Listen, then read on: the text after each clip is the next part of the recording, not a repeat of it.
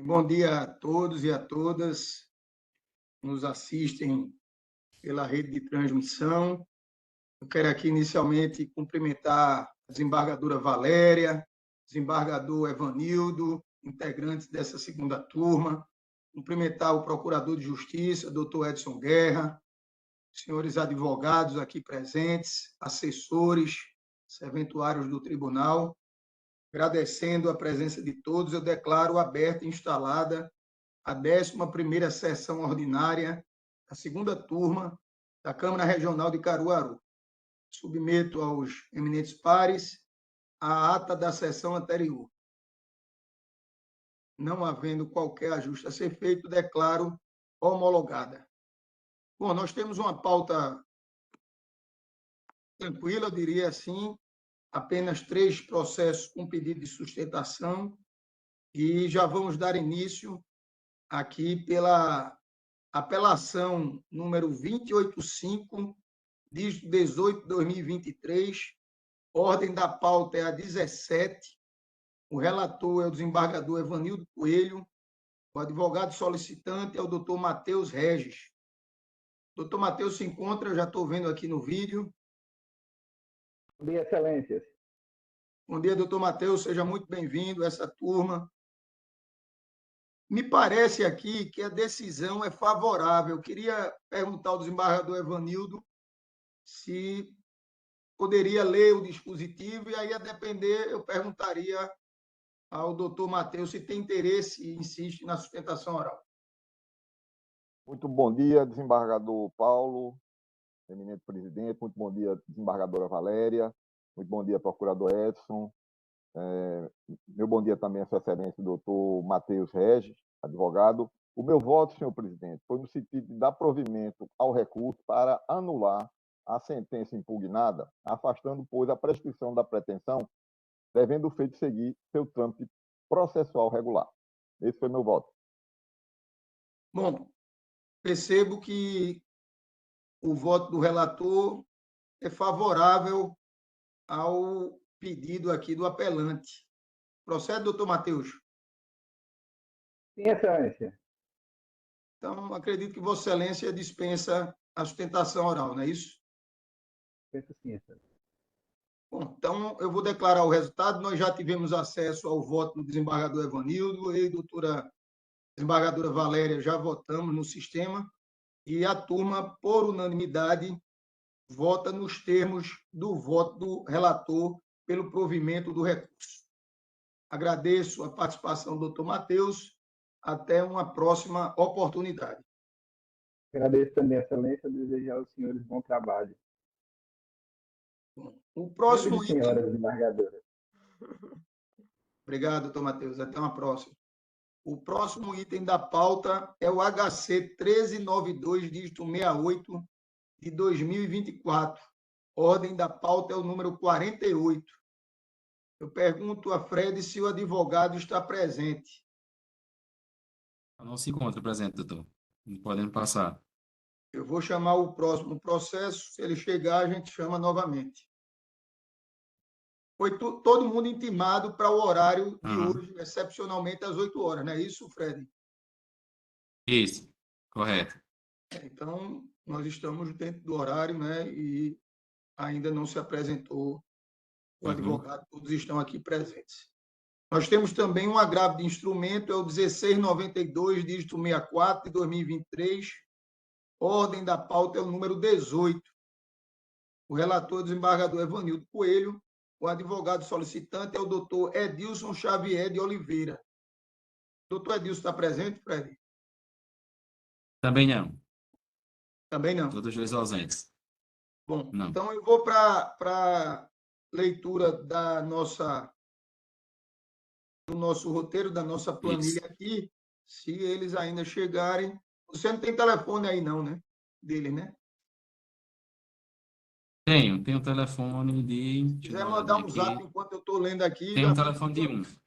Já manda o zap dizendo que se ele entrar em 1 minuto, ele participa da sessão. Né? Certo. Vou tentar ligar para um aqui agora. Bom, nós temos aqui também o processo número 1 da pauta é o 916-30/2024. A relatora, a desembargadora Valéria, há aqui um pedido de retirada de pauta diante do petitório do advogado impetrante. Não é isso, desembargadora? Isso mesmo. Então, vamos retirar de pauta o HC número 1. E o outro processo é o 18, que está aí para julgamento, um pedido de defesa oral. Vamos ver se nosso secretário Fred consegue algum contato. Eu estou tentando entrar em contato com o primeiro, que é o doutor Arthur. Esse do 18, o advogado não disponibilizou o telefone. Eu, aliás, disponibilizou, mas estava no corpo do e-mail, estava muito pequeno, não deu para entender, não, compreendendo qual seria o número dele, não. Esse 18, eu pergunto ao desembargador Evanildo, eu acredito que não seja matéria de urgência, a gente poderia adiar, né, desembargador Evanildo? Como tem pedido de sustentação oral, o que é que Vossa Excelência sugere? Deixa eu dar uma olhada aqui. O 18 é um agravo de instrumento. Lá, o agravante foi o município da Pedra. O agravado é Maguiana Miranda de Freitas e Dona Ivoneide da Silva Magalhães. E tem uma preliminar de não conhecimento do agravo de instrumento, né, que Vossa Excelência até chegou a falar antes da gente iniciar a sessão. Eu já estava pronto aqui para fazer o resumo. E tem o voto de mérito recursal. Também já está pronto. Então, Mas a matéria pode ser adiada, desembargador? pode para a próxima sessão. Não, acredito que não tenha. Eu acho que não teria prejuízo, né? A defesa tem interesse de fazer a sustentação oral, então, Fred, fica diante da ausência do advogado, mas primando pelo contraditório e a ampla defesa, essa turma decide pelo adiamento do julgamento do processo número 18 para a próxima pauta dessa turma. Certo. Okay? Correto. Bom, quanto ao HC, não teve ainda sucesso. Alô? Consegui o contato agora, doutor, com o advogado. Doutor Arthur? Oi, doutor Arthur. A gente está aguardando o ingresso do senhor na sala para a sustentação oral. O senhor ainda deseja realizar? Pronto, entra, a gente está aguardando. Tá, Tiago. Pronto, consegui eles que estão entrando agora. Ótimo. Representa é o senhor Hélio Fernando Teixeira de Araújo, é o paciente. Eu pergunto ao doutor Arthur se dispensa a leitura do relatório. Dispensa, doutor. Peço que anuncie o seu nome completo, o número da ordem e pode dar início à sustentação oral. Quando faltar 1 minuto, eu vou fazer um gesto aqui para não atrapalhá-lo. Tranquilo, doutor. Ok, excelentíssimo senhor presidente desta sessão, doutor Paulo Augusto, nobre desembargador, excelentíssimo nobre relator, grande satisfação, doutor Evanildo Coelho Filho, também uma grande satisfação, excelência, está fazendo a sustentação oral aqui com Vossa Excelência, excelentíssima doutora desembargadora, doutora Valéria, nobre paladina da Justiça, excelentíssimo doutor Procurador de Justiça, acho que é Edson José Guerra, é uma grande satisfação, excelência, estar aqui falando para todos, né? E todos aqui presentes, Fred, advogados presentes, assessores, o Lucas aí, assessor do doutor Evanildo. Bem, meu nome é Antônio Arthur Ramos dos Santos, OAB PE 27141, e hoje patrocino aqui a defesa do paciente Hélio Fernando Teixeira de Melo, né, no habeas corpus número 1392, dígito 68, 2024, final 9480, é um HC liberatório, onde o paciente se encontra preso desde o dia 13 de março de 2024, né, do mês passado, está fazendo um mês, tendo como autoridade coatora a juíza da Vara do Júri da Comarca de Caruaru, E hoje, os motivos da impetração, esse paciente, inclusive, já é conhecido desta turma, que foi preso anteriormente em novembro do ano passado, em razão de um pedido de adiamento de um júri que fiz aqui na comarca de Caruaru, em razão de uma questão de saúde, porque tem problema de hernia de disco. Fiz a solicitação e a autoridade coautora, tendo um paciente, residência fixa, réu primário, decretado de sua prisão em razão unicamente desse pedido de adiamento que eu fiz naquela época. E a gente entrou com esse HC, foi concedida a ordem, ele foi posto em liberdade. O julgamento foi remarcado agora para o dia 13 de março desse ano, e a autoridade coautora decretou a prisão dele meramente em razão da condenação. Não deu o direito do mesmo a apelar em liberdade. Então, esse é o motivo principal, né? Ele tinha sido solto, respondeu esse processo todo em liberdade, único processo na vida dele, desde 2016. Foi preso em razão desse pedido de adiamento deste advogado, deste causídico, né? Por conta de questão de saúde minha, comprovada nos autos. E, se aproveitando da condenação no mês passado, a autoridade coautora, mais uma vez, decreta a prisão preventiva com fundamento unicamente na condenação, sem nenhuma justificativa, sem nenhum requisito do artigo 312 do Código de Processo Penal, né? Inclusive, temos o parecer favorável para a concessão da ordem, da lavra do procurador Antônio Fernandes Oliveira Matos Júnior, que também oficia junto a esta Câmara Criminal, né? Dando um parecer, né, pontual, taxativo e brilhante. Hoje, entendimentos do STJ de que é possível, sim, a pessoa condenada no tribunal do júri recorrer em liberdade, desde que os requisitos não estejam presentes, excelência. E não estão. Ele se apresentou, foi intimado para o júri quando foi solto, compareceu à sessão solto do júri, dia 13, e saiu preso, mais uma vez. Então, eu disse até na sustentação oral que fiz, da outra vez presencial, junto a vossas excelências, que existem ordens de prisão que se tornam ilegais. Essa já nasceu ilegal. Assim como foi outrora, quando foi decretada a prisão dele em razão do pedido de adiamento, questão de saúde deste advogado, dessa vez foi decretado em razão unicamente da condenação. Não teve outro fato. Ele compareceu, veio, saiu preso. E, detalhe, em outras diversas situações de júri, porque a gente atua muito no júri aqui em Caruaru, acusados, pronunciados, que são condenados, têm o direito de recorrer em liberdade. Mas existe uma coisa pontual com este paciente. Decretou-se uma vez porque eu pedi o adiamento. E agora por conta da condenação. Sem nenhuma outra justificativa. Ponto. Réu primário, único processo, residência fixa no distrito da culpa, se apresentou para o júri, todas as vezes que foi intimado, compareceu. Então esse é o ponto principal. O parecer da Procuradoria brilhante, do doutor Antônio, concordando pela concessão, opinando pela concessão da ordem, né?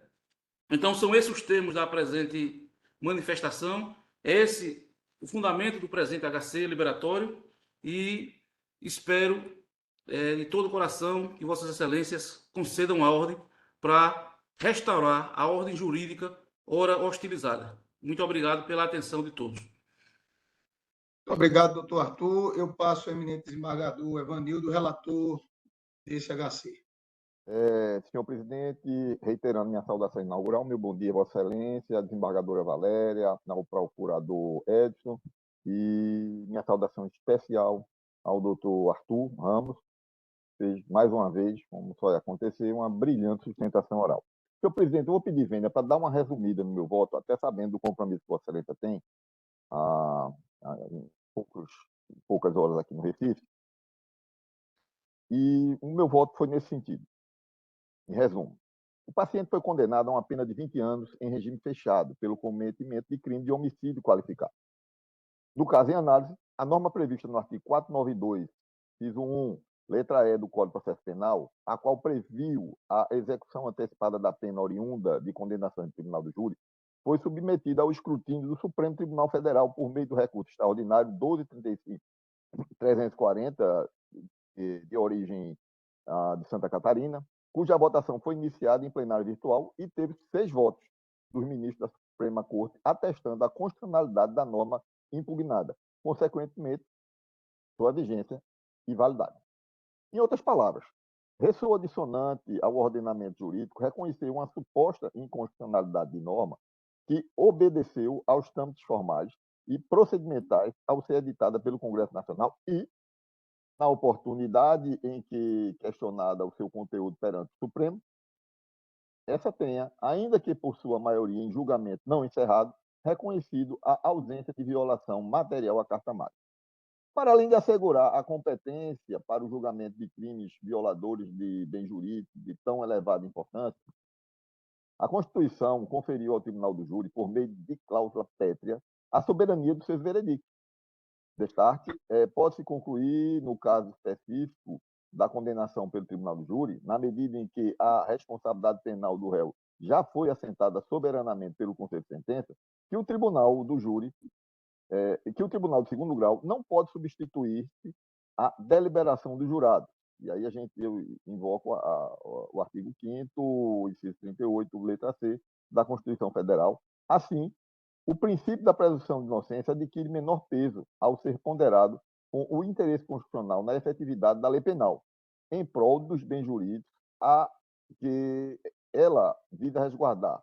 Artigo 5º, caput, inciso 78 e artigo 144, notadamente a vida humana. Em que pese na sentença penal condenatória não haver pedido ministerial de prisão preventiva do paciente, não vislumbro que o juiz sentenciante tenha agido de ofício. Eis que a própria regra do artigo 492.1, letra E, estabelece que, em caso de condenação do Tribunal do Júri, o juiz presidente mandará o acusado recolher-se ou recomendá-lo-á a prisão em que se encontra, se presentes os requisitos da prisão preventiva, ou, no caso de condenação, a uma pena igual ou superior a 15 anos de reclusão.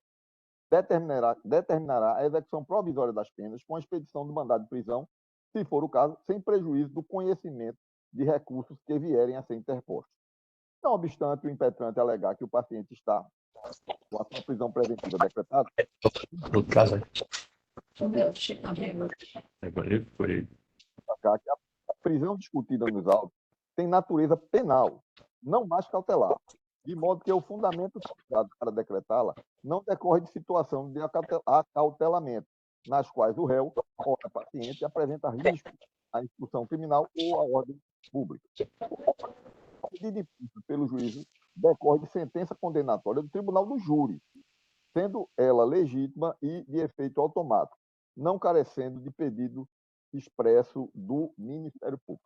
Por esses argumentos, senhor presidente, entendo que a melhor solução em termos de justiça criminal é garantir a aplicação do artigo 492.1, letra E, do CPP ao caso em exame, considerando que o paciente foi condenado pelo Conselho de Sentença a uma pena de 20 anos de reclusão, permitindo, portanto, nos termos legais, que se dê início ao cumprimento imediato da pena, diante da relativização, neste caso, da presunção de inocência. E, nesse sentido, meu presidente, meu voto é pela denegação da ordem, já está lançado nos autos, os senhores tiveram acesso, e lembrando aqui que, recentemente, julgamos um caso, acho até que de relatoria de Vossa Excelência, no qual seguimos esse entendimento, e me parece que é o que vem sendo adotado por essa turma. Muito obrigado. Agradeço ao desembargador Evanildo e passo à desembargadora Valéria como vota Vossa Excelência. Eu, pelas razões já expostas e por conta do julgamento que já tivemos nessa turma, eu acompanho integralmente o voto do eminente relator. Eu também quero aqui parabenizar o doutor Arthur, que muito bem traz a sua tese, o seu entendimento, corroborado aqui pelo parquê, da possibilidade de liberdade, mesmo com a condenação pelo Tribunal do Júri. Essa turma já se debruçou, doutor Arthur, e aí não é referente a esse paciente, essa turma já tem um entendimento formado quanto à vigência do artigo 492, até pelo princípio da presunção de validade das normas. O artigo 492 é vigente e a Corte Suprema, que é a instituição máxima que julga, em último caso, a constitucionalidade das normas, vem se posicionando já pela maioria dos seus integrantes, inclusive com votos no sentido de ampliar o entendimento para outros crimes cuja pena seja superior a 15 anos. Então, diante disso, eu também quero parabenizar o desembargador Evanildo, aí que inclusive evoluiu no seu entendimento, entendendo a questão que está sendo posta, que é uma questão que talvez até possa mudar, né, desembargador Evanildo? Pode ser que o Supremo venha a alterar o seu entendimento, mas fica muito sem coerência o Supremo Tribunal, uma norma vigente, o Supremo Tribunal apontando para a sua constitucionalidade e a gente aqui dizendo que não é constitucional, com todo o respeito da Tavênia aos entendimentos diferentes. Então, eu acompanho o voto do desembargador Evanildo e declaro que a turma, à unanimidade, denega a ordem de habeas corpus nos termos do voto do relator. É como votamos. Agradeço ao doutor Arthur, até uma próxima oportunidade.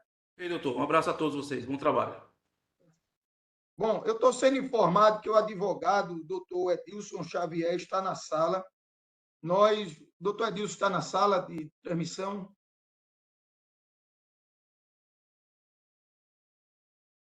Fred. Tá. Ele tá agora, ele tá na sala. Ele está ligado, está sendo visto, não estou vendo nem ouvindo. Agora ele tá... O senhor nos ouve, doutor Edilson? Estou lhe ouvindo bem. Bom, nós já tínhamos, inclusive, adiado o julgamento do seu processo, que o senhor não estava presente no horário inicial da sessão. Mas, diante da sua chegada, não tem problema, nós vamos proceder com o julgamento. Eu peço só que o senhor ajuste o som, porque desde hoje que o senhor entrou e está horrível esse som do senhor, não funciona na hora, não. Excelência, não estava conectado à internet. Eu estava tentando de todo jeito aqui no escritório e não conseguia conectar. Eu peço só que o senhor ligue quando a gente autorizar a fala do senhor, porque senão fica atrapalhando aqui a gente falando. Então, o processo é um agravo de instrumento, é o 1692, dígito 64/2023, ordem da pauta é o número 18, relator desembargador Evanildo Coelho, advogado solicitante, doutor Edilson Xavier de Oliveira, parte que representa Maguiana Miranda de Freitas Farias e outra, são as agravadas. Doutor Paulo, Eu pergunto, pois não, só um momento, doutor. Se eu não estou equivocado, faltou a proclamação do anterior, do habeas corpus.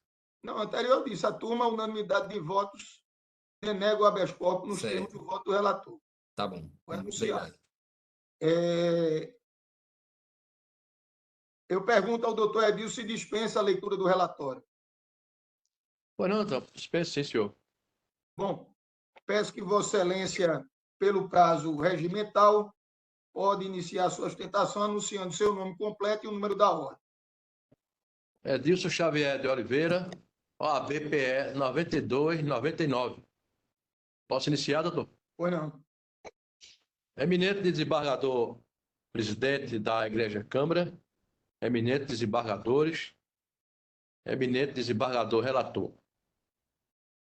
Como visto a exaustão, se trata de agravo de instrumento interposto pelo município da Pedra em face da decisão interlocutória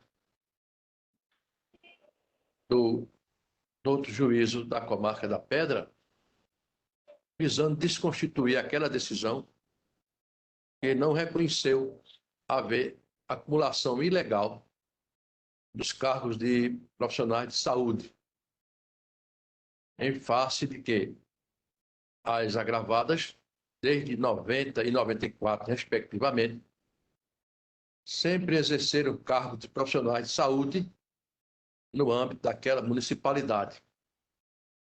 O contexto documental e o ornamento do processo provam a exaustão que elas são profissionais de saúde desde o início de sua admissão no serviço público. Até porque há documentos autos de que elas são inscritas no COREN, Conselho Regional de Enfermagem, porque exercem, respectivamente, os cargos de técnico de enfermagem e agente comunitário de saúde. profissões que têm o condão de serem admitidas pelo artigo 37, 16, inciso, a linha C da Constituição, em que há a permissão de acumulação em face de tratar de cargo de profissionais de saúde. Este é o cerne da questão. Por outro lado, as agravadas reiteram agora em sede de julgamento perante essa egrégea Câmara, essa egrégea turma, de que o agravo do instrumento padece do vício da ofensa ao princípio da dialeticidade. Por quê? A impugnação, além de ter sido genérica, não especificou os fatos de forma muito clara e objetiva, o que enquadra o recurso nos termos do artigo 932, inciso 3º do CPC. Por quê? Aquele dispositivo processual exige que a impugnação em sede recursal seja específica, e assim não foi feito pelo ilustre advogado do município agravante, quando cingiu-se tão somente a uma peça sem objetividade, uma peça genérica que atenta ofende o princípio da dialeticidade, pelo que, em sede de preliminar arguída, pede expressa pronunciamento dessa douta relatoria e dos demais eminentes desembargadores que integram este colegiado. Outro fato que deve ser observado, que consta na conta minuta do agravo de instrumento, eminente desembargador, presidente e relator, respectivamente, é que a Constituição da República exige a expressa compatibilidade de horário quanto ao requisito do exercício de 2 cargos públicos.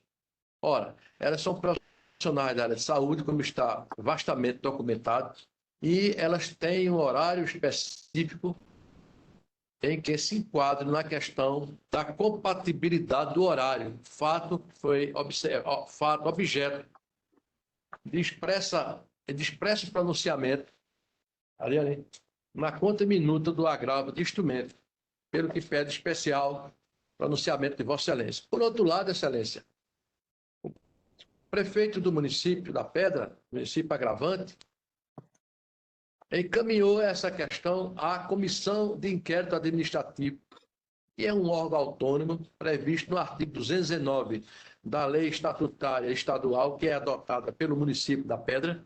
Então, é um órgão independente, autônomo, a Comissão de Inquérito Administrativo, após uma vasta instrução processual, concluiu fundamentadamente que não se trata de acumulação remunerada indevida. Entretanto, este colegiado foi desrespeitado pelo prefeito do município, que, além de ter sido oferecida pela douta Procuradoria do município um parecer intempestivo aos autos do PAD, o parecer não tem o condão de modificar uma decisão colegiada proferida unanimemente pela Comissão de Inquérito Administrativo, quando instruiu o processo administrativo disciplinar e concluiu fundamentadamente, cumprindo o artigo 93 da Constituição, fundamentou sua decisão com um vasto cortejo probatório em que concluiu-se, em relatório proferido pelo relator e acolhido unanimemente pela Comissão de Inquérito Administrativo, que não há falar em nenhuma de suas formas em acumulação remunerada indevida, pelo que, além da intempestividade da proferição do relatório, do parecer jurídico do eminente advogado,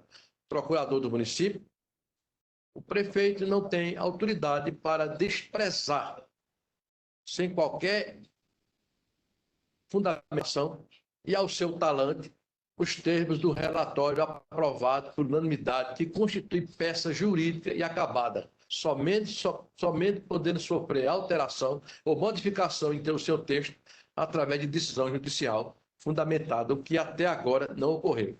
Dessa forma, tendo o parecer jurídico sido intempestivo, a decisão da Comissão de Inquérito Administrativo, órgão autônomo e independente, nos termos do Estatuto do Servidor Estadual, adotado pela Municipalidade Pedrense, deve ser mantido e, em consonância, o sofrível agravo de instrumento deve ser objeto de improvimento a cargo dessa egrégia Câmara, essa egrégia turma da primeira Câmara do Tribunal de Justiça de Pernambuco, em face de que, em observância ao direito consuetudinário, há de ser observado que as agravadas sempre exerceram profissões da saúde, exerceram seus cargos de saúde, o que é agasalhado pelo dispositivo constitucional objeto deste pronunciamento. Então, Vossa Excelência, demais desembargadores, as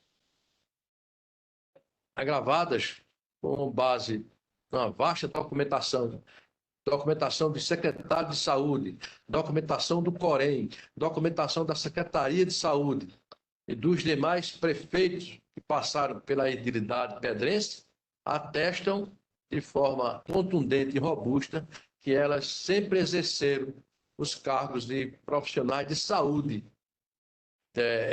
permitindo dessa forma a acumulação prevista no texto constitucional. Eis que pode ser objeto de acumulação 2 cargos de profissionais de saúde.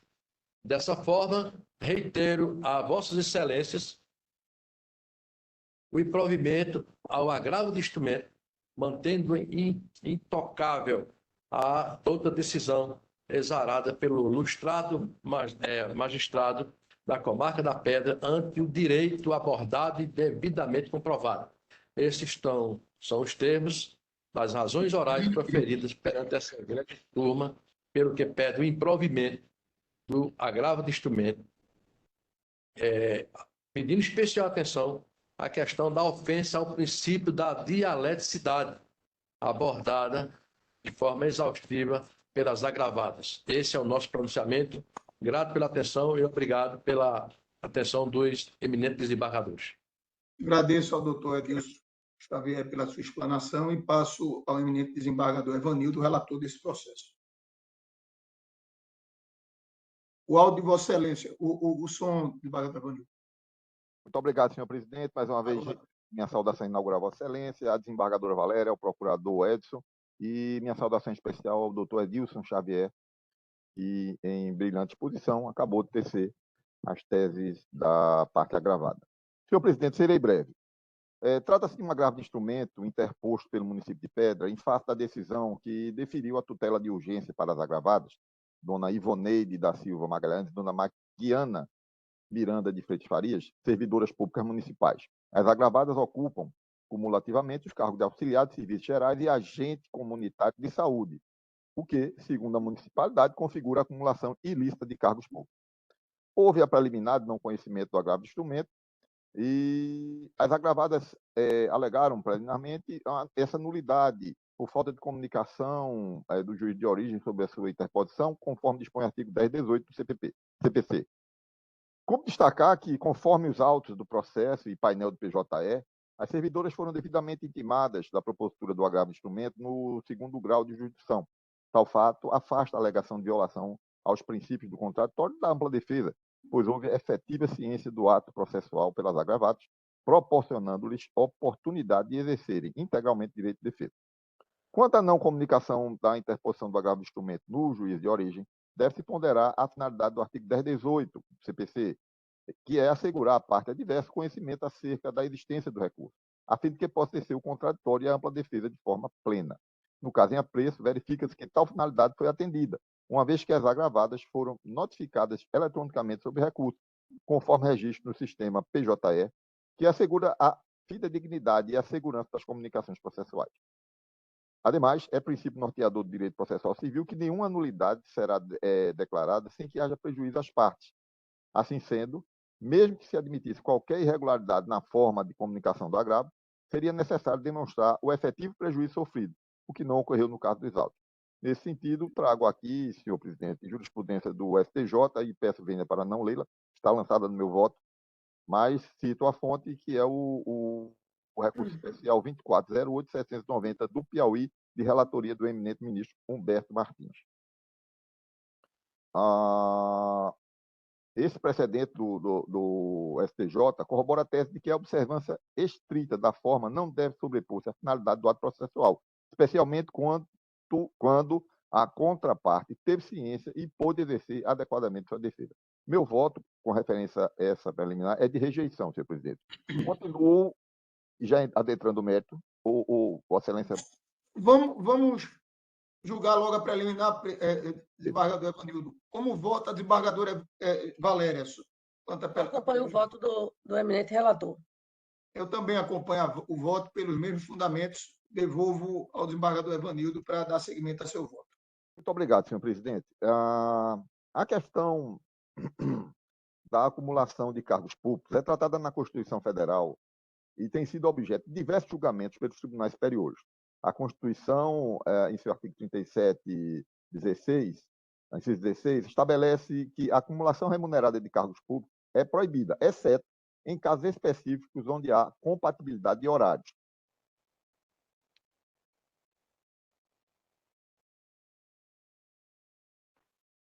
Acho que travou aí o vídeo. Travou, né?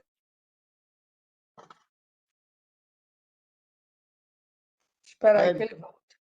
Eu acho que ele deve ter perdido. Desembargador Evanildo. Isso, acho que ele deve ter perdido. Acho que a rede lá deve ter caiu. Acho que aí, por isso que impossibilitou, né, a transmissão. Deixa eu ver, tentar verificar o que aconteceu. Liga para ele retomar. Artigo 37. Perfeito, vou repetir.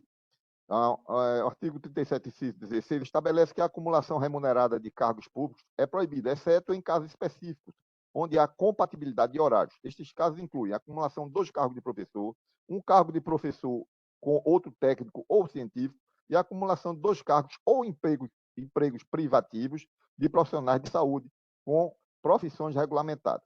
O Supremo tem se posicionado no sentido de que a existência da norma infraconstitucional que estipula limitação de jornada semanal não constitui óbice ao reconhecimento do direito à acumulação, desde que haja compatibilidade de horários para o exercício dos cargos a serem acumulados.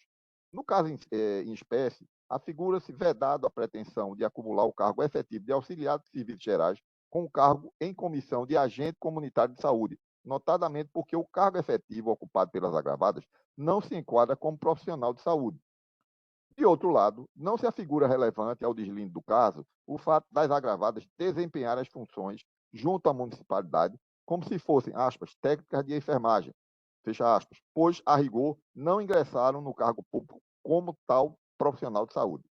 Advogar a tese oposta, aliás, seria compactuar com o claro desvio de função que, no mais das vezes, gera dano ao erário e com a leniência do gestor em não primar pelo cumprimento das atribuições do cargo para o qual as agravadas ingressaram no serviço público.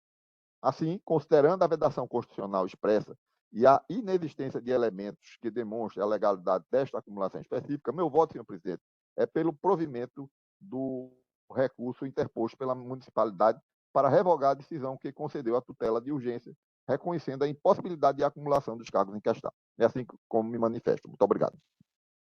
Obrigado, desembargador Evanildo. Como vota a desembargadora Valéria Bezerra? Pelas razões expostas pelo eminente relator, eu acompanho o voto dele. Eu também quero aqui pedir vênia ao doutor Edilson para acompanhar o voto do desembargador Evanildo. A gente já afirmou também esse entendimento, essa questão da informalidade, por vezes, no serviço público.